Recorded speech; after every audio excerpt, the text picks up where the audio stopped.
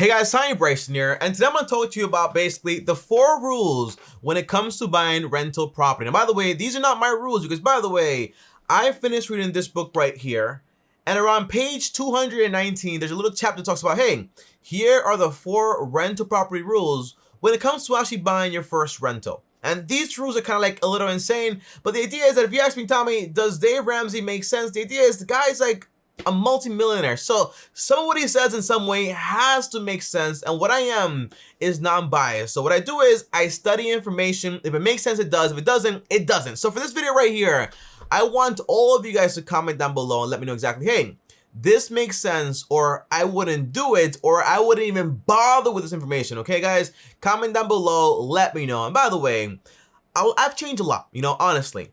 About a year and a half ago, I was gonna buy a property in the Bronx for around $700,000. It was a 3-unit property. Mortgage was around like $4,000, $5K, 30-year mortgage. It was fully rented out, a lot of space everywhere. And I was like, this is the one for me. But thankfully, honestly, I can say this today, I'm glad it didn't work out, because in reality, I would have been stuck with that property. On top of that, if anything did go wrong, I would have been in trouble, because a lot of times when we buy properties and you talk about like passive income, all the stuff, you only see the good things that can happen, but you never really see the bad things that can happen. Even though, for example, you might be in a very good area or a very bad area, you never know exactly what's going to happen, okay? And a lot of you guys have been asking, for example, my 3rd channel, Ask TommyBryson, about passive income, about real estate, all the stuff. And that's why today I'm making this video right here. Now, if you guys are new here, make sure to go ahead and subscribe to the channel and hit the bell so you're notified. And on top of that, also destroy the like button. Now, the very first rule I found in this book, as far as, for example, buying real estate, the first rule is you want to buy slow and you also want to pay cash. Now, before you freak out, I know.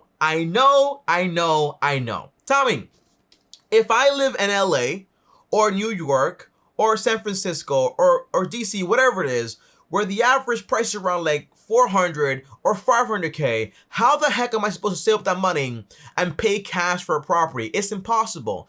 And that's what I thought also, that you need this massive income. However, though, in reality, I also read another book while reading this one, and it's called Stop Acting Rich by Thomas J. Stanley.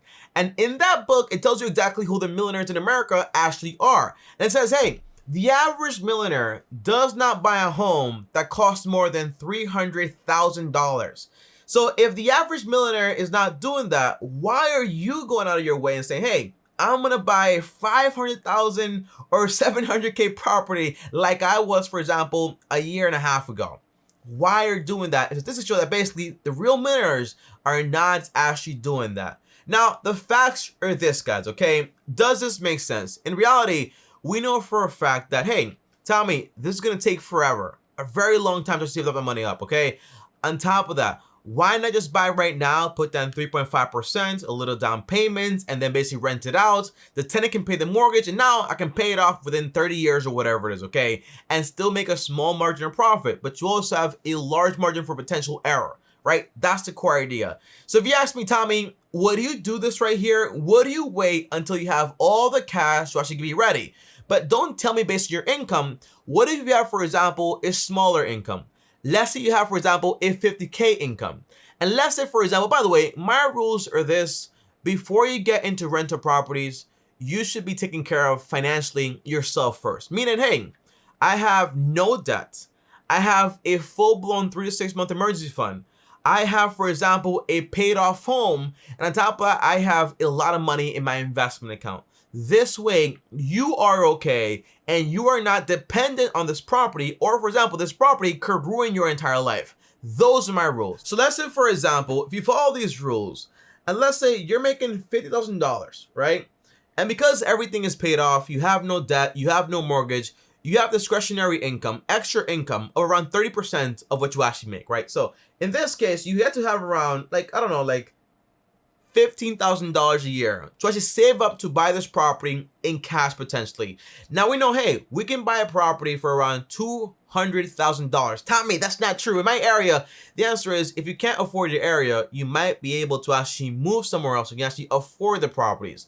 When it comes to business, if what you want to do is not in your area, you have to move, right? It's kind of like if I live in the middle of Illinois, right, and there are no jobs for what I want to do or opportunities, I might have to go ahead and move to Texas or whatever it is, okay? It's just the way it works. If you can't afford it, you might have to move, right? That's the problem here. Now, the big thing is, if I'm going to save $15K a year to get to $200K in cash, right?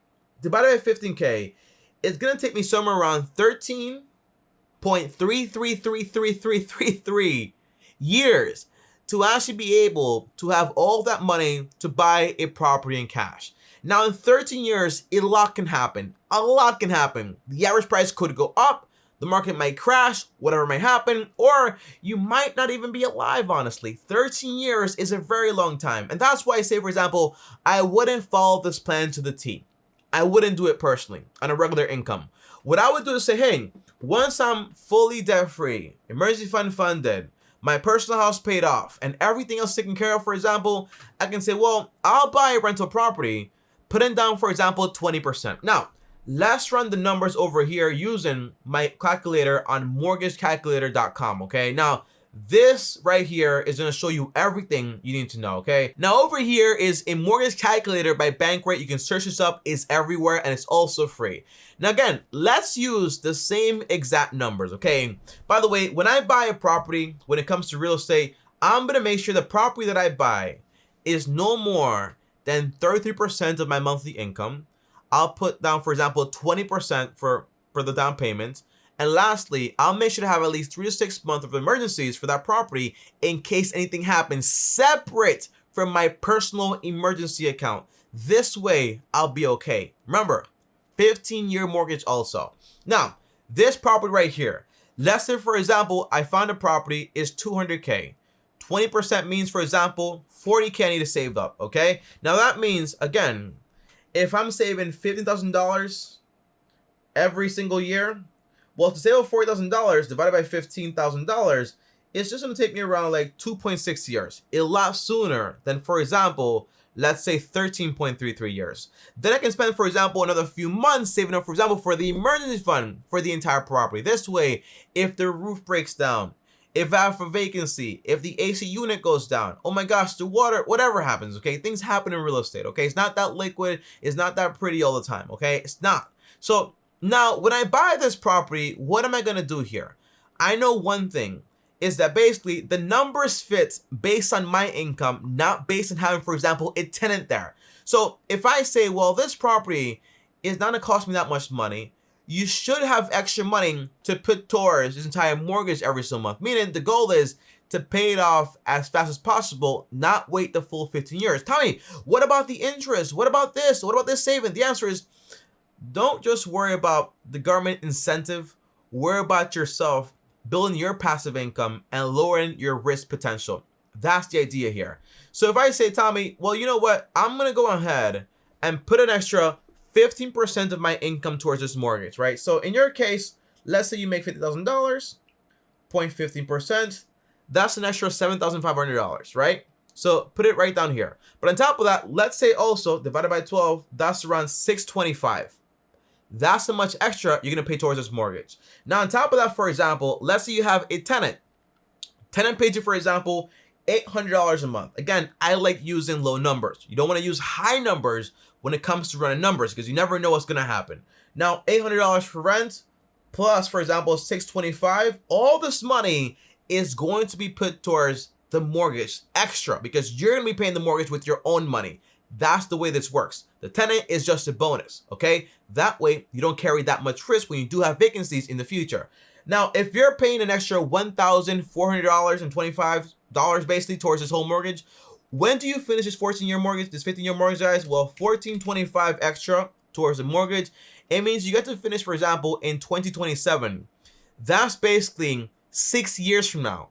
So in 6 years, You bought and fully paid off your first rental property. That's how I would run these numbers. So now in 6 years fully, by the way, because you save the money also, it's around like 9 years total. Basically, in those years, I have my first property. All that money is now mine passively every single month. There's no crazy risk of a mortgage because I don't have one anymore. I use that money plus my money. I buy a property a lot faster. I rinse and repeat. I only buy a property once I'm done paying off one. And then boom, boom, boom. By the time you have, for example, your fifth property, let's say they all pay you like net cash, for example, $1,000. Well, that's, for example, 5K. Plus your income might be, for example, in this case, 5K income divided by 12. What is that? Like somewhere around like $3,000 a month. Plus your income of like $3,000 a month. In reality, you're making $8,000. So now times 12, it becomes a lot easier to buy your next property, your next property, your next property, and pay it off faster and faster and faster. That's the way I would do it, okay? I have a friend. He didn't do that, okay? He put down 3.5% on the property. It's a 2-family home. It costs $700,000. But when he has vacancies, or if he loses his job, he's going to have a problem, right? That's not what I recommend you actually do. Now, the second rule that I found in this book is basically you make money on the deal, okay? On the buy. And by the way, I learned this a lot in a lot of books and also courses. Everyone says the same thing, okay? If you know about real estate, you know this, okay? You don't make money in the real estate expecting to say, hey, this property in this area is going to grow exponentially in the next like 10 years or whatever. No, you don't say that. You say, hey, I want to study the facts right now. I want to buy this home and get a massive discount right now. Meaning I make money on the buy. So if I'm going to buy a property, and again, my goal is to spend more than $200K on this property. And I know this area, for example, in this neighborhood is around $200,000 an average for a property. Well, there must be a property in that area that's not that nice, that needs some work, some remodeling, and that way I can buy for a discount and have, for example, like a little wedge in that deal. So instant equity. So although the market value might be 200K, I can go ahead and offer a massive discount. That's the idea. So you can make money on the buy right then and there and actually buy it right there. Okay, that's the goal. So don't ever offer like, hey, I'm gonna offer you more than what it's worth. And by the way, you see this a lot, for example, with new couples that want to pay more for a property, or for example, with the optimist investor that says, hey, I think this area is going to grow so much because people are moving from Florida to over here now. But in reality, people will just move back if legislation switches, okay? That's the idea. You want to base your investment decisions based on the facts and not based on potential for the future. Usually, that is what you want to do, you know? Even when it comes, for example, to stock investing, you're not saying like, hey, oh my gosh, Apple is going to be this crazy company in the future. No, you're basically like, hey, here's what you're worth right now. And here's the risk I'm able to take for you right now based on the current facts. Now, number 3 is whenever you buy a property, you don't want to pay more than 70 to 80% of the market value. Now, obviously, this depends on your area and what's going on currently. You know, that right now, for example, the market is really hot. So everyone is buying and they're actually offering way more than the property market price and they're actually bidding for these properties, right? So right now, everything is hot. However, in every single market, there is always someone out there that needs money. So if you're able to close fast, for example, or say, hey, I'll give you 80% of the value. So if the house costs, again, 200K, but you're going to offer, for example, 80% of that, which is basically 160K, you say, hey, I'll close ASAP. I got the money now, blah, blah, blah, blah. Potentially, they'll take that money. But it means, for example, that you're going to go through a lot of no's, right? So that's a part of the game also. It means you have to call a lot of people, a lot of properties, and then you can finally buy. When you actually buy, though, you get to buy for a discount. You get to make money right on the deal because basically you got a massive discount. That's the overall goal. Now, you have a severe advantage if you have money in cash to close right then and there. Because it means, hey, if you need money right now and you're tight and they say, hey, I can close by Friday. I have the cash to do this. If they need the money, they might take it. But again, you don't want to buy real estate, for example, for more than it's worth, thinking that, hey, I'm going to make so much money because basically a restaurant is opening across the street or whatever it is, might not be the best deal, okay? That's the idea. And the last rule is basically only buy a property that's in your parameter, like in your area. And by the way, is this true, right? Because you might say, well, I live in LA, I make a good amount of money, I want to buy a house in Florida, I get a property manager. But in reality, if you're not able to be there, right, then you run the risk of saying, hey, what if the property manager is terrible? If tenants are ruining my property, I don't know what's actually going on there. I don't really know the area. But the area you're going to know the most is going to be your area, right? I know the Bronx, like where I live, like the back of my hand, because I live here. I know the people. I know the risks. I know the gains. I know the conveniences here. I know everything in this area. So usually buying in your area is going to be a massive pro. Now, I don't mean, for example, right next to you. I mean, for example, like 30 minutes away, 45 minutes away. It's just very easy to actually get there because it's in your area and you fully understand it. On top of that, it means also the only way I would break this rule is to say, hey, well, if I move to Puerto Rico, I spend 5-6 years there or whatever it is, I buy some other property over there, and then I want to move to Florida, I have two options. I keep the properties, get, for example, property manager, I get paid money every single month, or I can basically cash out, get my money back, sell the properties, and then buy properties, for example, now in Florida, in my current area, or whatever else you want to do.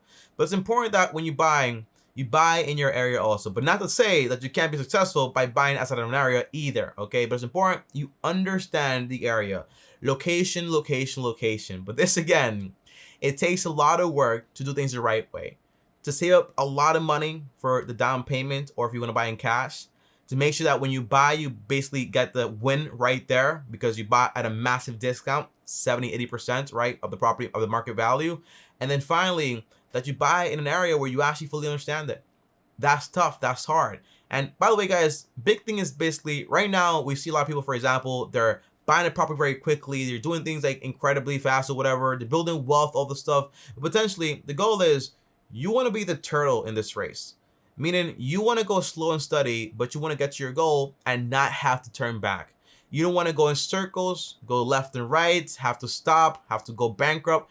I think, by the way, around 200K properties in 2020 actually foreclosed.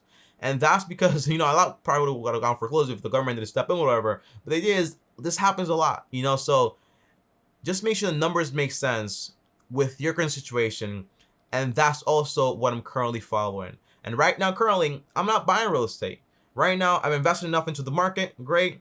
I have the money to pay cash for a house to actually live in. So I'll go to Puerto Rico. I'll stay there for a year. And then I'll buy my own personal property, pay cash for it. And then when I buy my first rental, I'll put down that 20% based on my numbers, by the way.